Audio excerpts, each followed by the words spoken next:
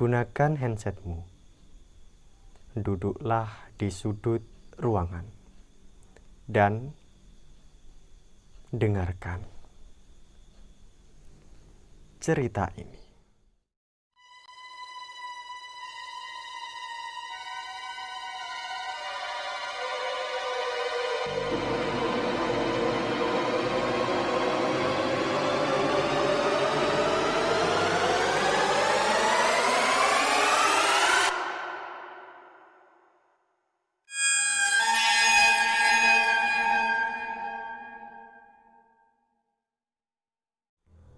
Kisah ini berawal dari keisengan diri saya.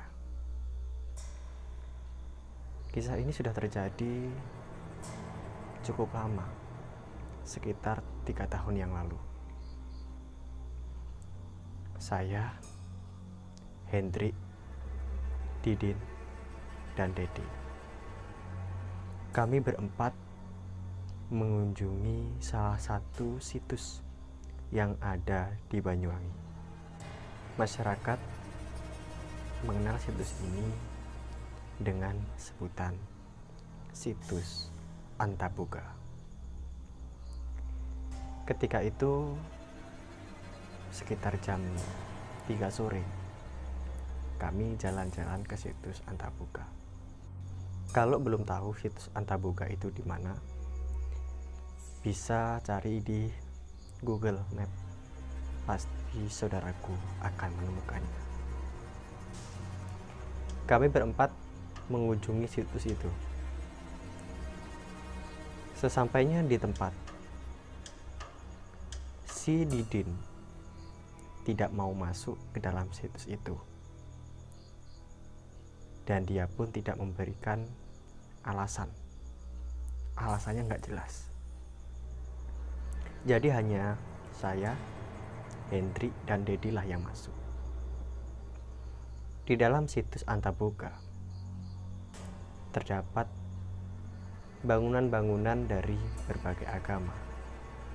Di situ ada patung Dewi Kuan Yin, Bunda Maria, Dewa Siwa.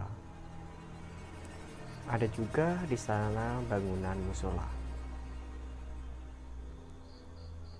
Di sana terdapat pohon besar, pohon beringin yang sangat besar sekali.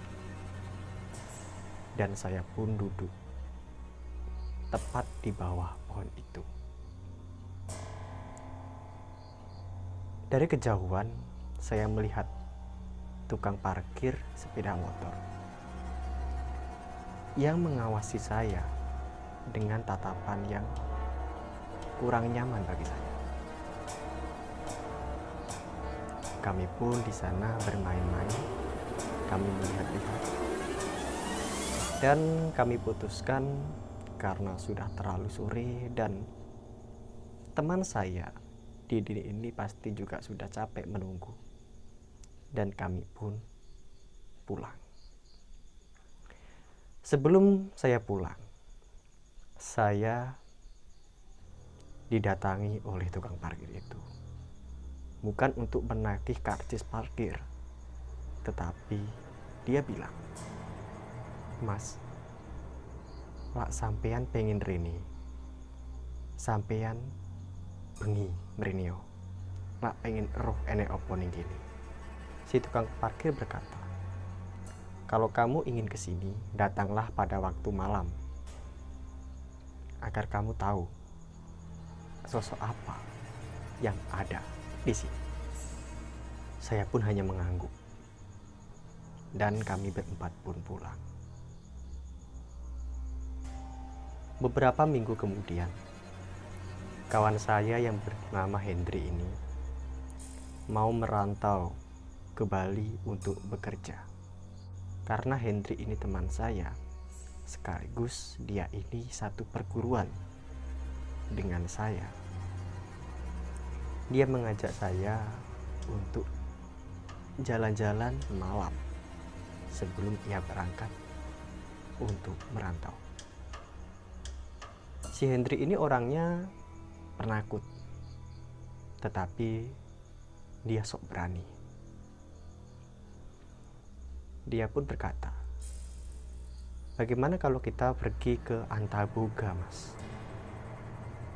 Kan tukang parkir itu pernah berkata kalau mau lihat sosok yang ada di sini, datanglah pada waktu malam. Gue nggak habis pikir dia bisa berkata seperti itu. Ya demi teman lah.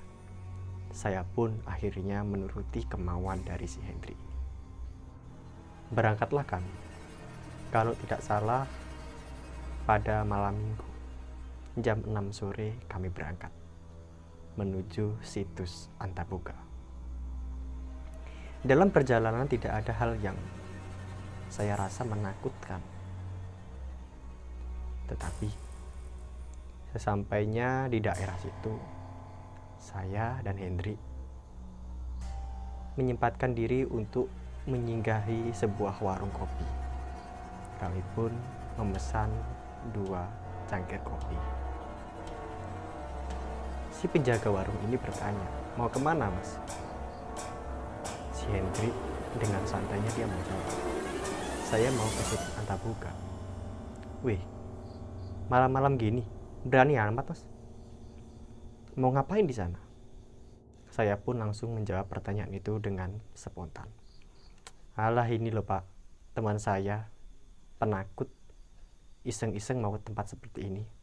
Ya karena dia mau merantau, dia memberikan perpisahan, ya bisa dibilang gitulah Pak, agar menjadi kenang-kenangan bersama-sama. Ya, Bapak itu pun raut mukanya berubah dan berkata, terserah anak kalau itu maumu, tapi ingat, hati-hati di sana, jangan melakukan kegiatan-kegiatan yang berujung mencelakai. Apa maksudnya? Dah, kami tidak memikirkan itu. Selesai ngopi, kami melanjutkan perjalanan ke situs Antaboga. Situs Antaboga ini berada di tengah-tengah hutan ya, berada dikelilingi oleh hutan pinus, dan jalannya cukup membuat sepeda motor saya bergoyang karena jalannya parah sekali. Dan pada waktu malam itu tidak ada pencahayaan sama sekali. Kami menyusuri jalan terus pelan tapi pasti. Tiba-tiba saya melihat cahaya sekitar sekepalan tangan manusia berada di atas pohon yang tingginya 20 meter. Cahaya itu berkedip pelan, berwarna merah kekuningan. Saya pun keheranan melihat itu. Tapi si Hendrik yang membonceng saya ini, dia bodoh amat. Seakan-akan dia tidak melihatnya. Tapi saya merasakan bahwa ada ketakutan di dalam dirinya. Sesampainya di depan situs Antaboga, di sana gelap sekali. Hanya ada beberapa lampu yang 5 watan itu berwarna kuning. Saya pun bertanya kepada Hendrik, yakin nih mau masuk? Ya yakin lah, udah jauh-jauh gitu, udah malam lah, buang-buang waktu aja kalau gak jadi. Dah, terserah. Kami pun masuk ke dalam situs itu. Kami pun singgah di musola yang ada di situs itu, dan kami pun meletakkan barang-barang yang kami bawa. Tanpa saya sadari, si ente ini ternyata membawa dupa. Lu kok bawa dupa ya? Biarin, ini buat ngusir nyamuk, bilangnya gitu. Waktu menunjukkan jam 11:30 malam. Mas, ikut aku yuk. Kemana? Situ, di bawah pohon. Pohon yang mana? Itu loh yang pohon beringin besar itu. Ngapain? Ada dah, ikut aja. Dia pun merengek seperti anak kecil. Ya apa boleh buat, saya pun menuruti apa yang dia inginkan. Sesampainya di sana, sesampainya di bawah pohon, Hendrik pun menyuruh saya untuk bersila dan melakukan sebuah meditasi. Hawanya menurut saya cukup nyaman sih. Saya senang sekali dengan tempat ini. Tetapi perlu digarisbawahi, dimanapun tempat yang membuat saya nyaman, di tempat itu ada aura mistis yang menyelimutinya, sehingga membuat saya nyaman. Dan di situ saya meditasi bersama Hendrik. Ketika meditasi, banyaklah sosok-sosok yang saya lihat di situ. Mereka positif kok, tidak ganggu sama sekali. Tetapi tiba-tiba si Hendrik pun ambruk. Gue kaget di situ. Lu kenapa, Hen? Wih, bangun nih. Dia tidak menggubris. Dia seperti orang kerasukan. Dah, di situ saya nggak bisa berbuat apa-apa. Saya hanya mengawasinya sekitar jarak 3 meteran lah. Dah, saya duduk aja di situ, diem. Ya, saya pikir dia kerasukan. Tapi setelah sekitar 10 menitan, dia pun berbicara pada saya dengan suara yang lirih. Mas, tolong mas. Gue pun kaget di situ. Lu kenapa, Hen? Kenapa? Dia pun berkata, pengap mas, pengap, sesak. Dan pada waktu itu pun saya berusaha untuk coba merasakan atau melihat apa sih yang sebenarnya terjadi pada Hendrik ini. Ternyata dia tidak kerasukan, tetapi dia dikelilingi oleh beberapa sosok. Energinya bentrok, sehingga Hendrik pun tertekan di situ. Dah, saya pun berdoa dengan kemampuan saya untuk mohon maaf bila ada kesalahan. Setelah saya mohon maaf, akhirnya Hendrik pun kembali pulih. Dah, kami pun langsung meninggalkan tempat itu agar tidak terjadi hal-hal yang aneh lagi. Kami pun duduk-duduk di musola. Lu kenapa, Hen? Gak tahu nih mas, sesak banget. Lu salah apa sih? Apa yang lu lakuin? Apa yang kamu doakan dalam meditasimu? Enggak sih mas, aku cuma ingin melihat sosok-sosok yang ada di sini. Lu gila, Hen? Ini hutan. Dan di sini adalah situs. Dan pasti banyak sosok. Ketika kamu mengundangnya, ya mereka datang. Dan inilah yang terjadi padamu. Untung tidak terjadi hal-hal yang aneh. Iya mas, maaf. Waktu menunjukkan jam 2 dini hari.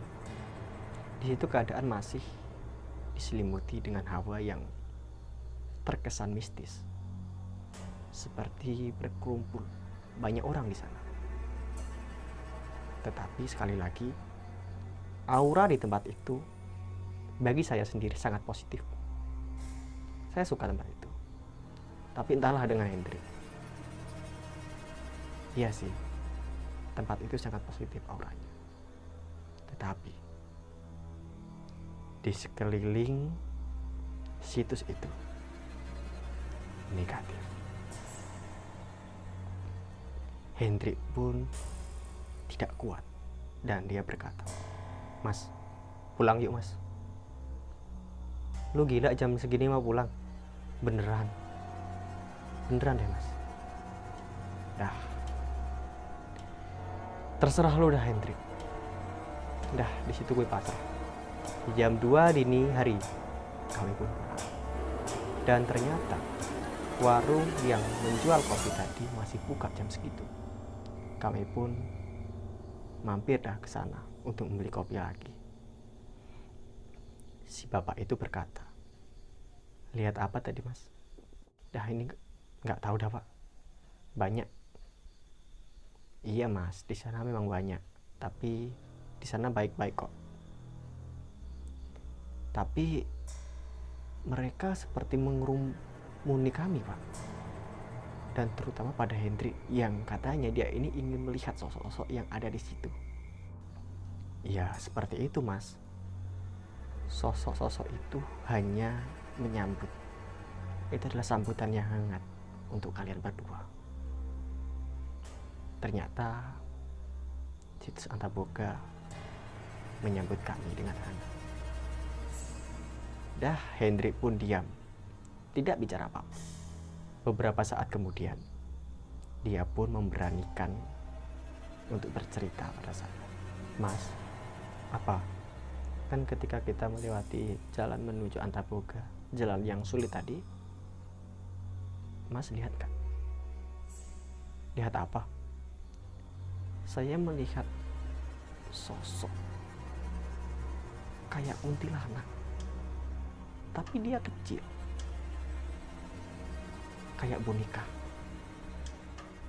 Si bapak itu pun hanya tersenyum. Dan gue keheranan, apa maksudnya Hendrik? "Pernah gak Mas lihat boneka koleksinya Roy Kiyoshi? Seperti itu dah Mas bentuknya. Tapi itu di atas pohon. Bagaimana mungkin orang menaruh boneka itu di atas pohon itu?" Gue merinding, Mas. Saya pun juga bingung itu sosok apa. Tetapi yang pasti tidak terjadi hal-hal yang membahayakan buat diri kami. Dan kami pun minta izin kepada bapak itu untuk melanjutkan pulang. Sampainya di rumah sekitar jam 4:30. Dan tidak ada kejadian apapun dalam masa perjalanan. Dan itu menjadi sebuah kisah yang bagi saya dan Hendrik sulit untuk kami lupakan. Dan setelah melakukan perjalanan itu, beberapa hari kemudian Hendrik pun pergi ke Bali untuk bekerja. Nah, bagaimana ceritanya tadi? Cukup menyeramkan, bukan? Apabila video ini menarik, maka terus dukung channel ini dengan klik like, subscribe, komen, dan share untuk terus mengembangkan channel ini. Dan saya akan menceritakan lagi cerita-cerita horor pada kegiatan atau peristiwa yang berbeda. Apabila rekan-rekanku mempunyai cerita horor pula, bisa dibagikan di email saya yang tertera di kolom deskripsi. Cerita yang terkirim di email akan saya muat pada video yang akan datang. Bersama saya, Gunawan Purnomo. Kuatkan nyalimu dan melangkahlah di kegelapan malam. Dan inilah Rua Binida, jejak malam dalam cerita. Bye.